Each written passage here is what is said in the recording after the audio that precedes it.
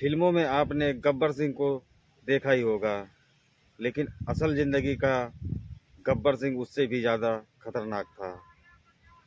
उसने 111 लोगों की नाक और कान काट के उनकी हत्या कर दी थी। यही नहीं, 21 मासूम बच्चों की हत्या भी उसने की, क्योंकि वह एक तांत्रिक के बहकावे में आकर अमर होने के लिए यह सब कुछ कर रहा था।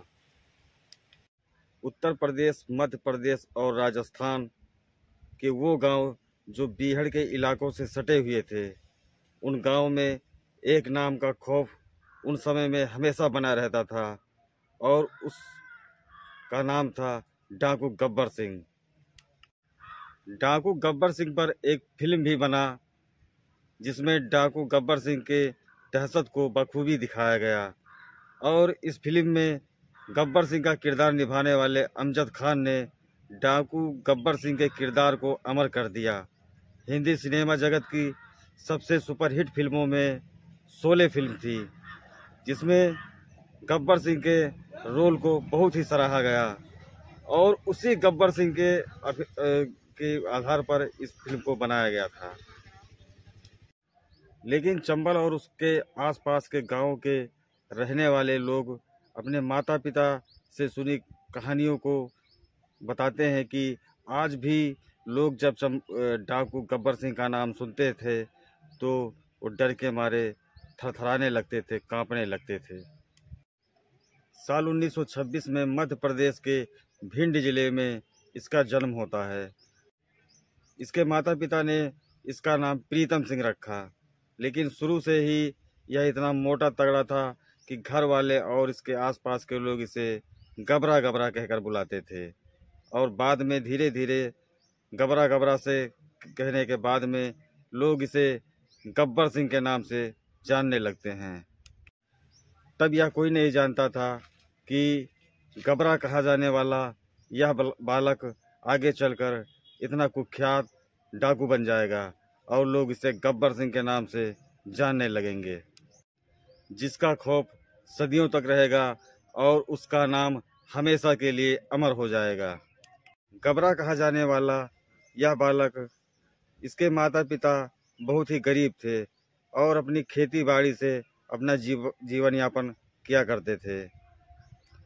गांव के ही कुछ जमींदार लोग इसके माता पिता को काफ़ी परेशान किया करते थे, उस पर अत्याचार किया करते थे। इन बातों से तंग आकर गबरा ने एक दिन उन दो व्यक्तियों की हत्या कर दी, जिसने इनके माता पिता को परेशान कर रखा था। और उस हत्या के बाद में ही वह अपने गांव से भागकर बीहड़ में चला जाता है, और उस समय बीहड़ का सबसे कुख्यात और सभी डाकुओं का प्रमुख कल्याण सिंह नाम का एक डाकू हुआ करता था। और गब्बर सिंह जाकर कल्याण सिंह के गिरोह में शामिल हो जाता है और वहीं से डाकू बन जाता है। धीरे धीरे गब्बर सिंह ने अपना खुद का अलग गैंग बना लिया और यह इतना कुख्यात हो गया, और इसने अपहरण, फिरौती, इन्हीं सब चीज़ों से इसकी कमाई होती थी। यही इसका आय का प्रमुख जरिया था। उन दिनों इसका आतंक इतना बढ़ गया था कि लोग इसके नाम से कांपते थे, और किसी की हिम्मत नहीं होती थी कि पुलिस में इसकी कोई शिकायत कर सके। अगर कोई मन भी बनाता था या कोई शिकायत करता भी था, तो जानकारी मिलने पर गब्बर सिंह इसे मौत की नींद सुला देता था। एक बार एक तांत्रिक ने गब्बर सिंह से कहा कि अगर वह 116 लोगों को नाक कान काट कर कुल देवी के चरणों में चढ़ाएगा तो वह अमर हो सकता है। इस तरह से उसने एक एक करके 116 लोगों को नाक कान काट करके और अपने कुल देवी को चढ़ाना शुरू कर दिया। इस तरह से गांव में बिना नाक कान कटे लोगों की लाशें मिलनी शुरू हो गई और लोगों में काफ़ी भय का माहौल बन चुका था। और इसके आतंक की कहानी यही नहीं रुकती। कहा जाता है कि एक बार इसको शक हो गया कि कुछ बच्चों ने, छोटे छोटे बच्चों ने इसकी मुखबरी की है। इस मुखबरी से का बदला लेने के लिए उसने 21 मासूम बच्चों को मौत की नींद सुला दिया और उन्हें एक साथ खड़ा करके गोलियों से भून दिया था। इन 21 बच्चों के मौत के बाद में राजनीतिक गलियारों में भूचाल सा आ गया। उस समय के तत्कालीन प्रधानमंत्री जवाहरलाल नेहरू ने इसको जिंदा या मुर्दा पकड़ने के लिए आदेश जारी कर दिया कि डाकू गब्बर सिंह को जिंदा या मुर्दा किसी तरह से इसको पकड़ा जाए। इसकी सूचना देने वालों को सरकार की तरफ से इनाम भी घोषित किया गया कि 1,10,000 रुपया जो भी गब्बर का पता बताएगा उसको 1,10,000 रुपये इनाम के तौर पर दिया जाएगा और उसको नाम को गुप्त रखा जाएगा। बात यह है कि उस समय इतनी बड़ी रकम बहुत हुआ करती थी। सन 58-59 में इतनी बड़ी रकम इनाम घोषित करना बहुत बड़ी रकम माना जाता है। पुलिस विभाग ने इसके लिए एक स्पेशल टीम घोषित की और उन टीम ने चंबल की बीहड़ों में अपना डेरा डाल दिया। दिन बीतते गए, महीने बीतते गए, यहाँ तक कि सालों तक लग गए, कहीं गब्बर सिंह का पता नहीं लगा।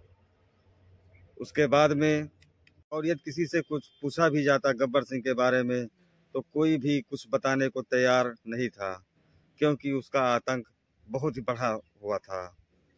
1959 को एक मुखबिर से सूचना मिलती है कि डाकू गब्बर सिंह कुछ देर बाद एक हाईवे से गुजरने वाला है।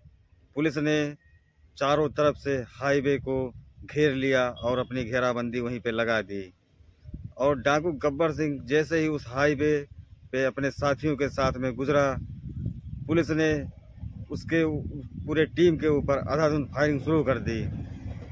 उसके बाद में फिर बम से भी हमला किया गया ताकि डाकू गब्बर सिंह किसी तरह से बच ना निकले और इस पूरे हमले में डाकू गब्बर सिंह के साथ साथ उसके 9 साथी भी मारे गए और इस तरह से डाकू गब्बर सिंह का आतंक समाप्त हुआ। तो साथियों, कैसा लगा आपको डाकू गब्बर सिंह की कहानी, जो फिल्म शोले में अमजद खान ने रोल निभाया था। साथियों, हमारा वीडियो अगर अच्छा लगे तो चैनल को ज़रूर सब्सक्राइब करें। धन्यवाद। जय हिंद, जय भारत।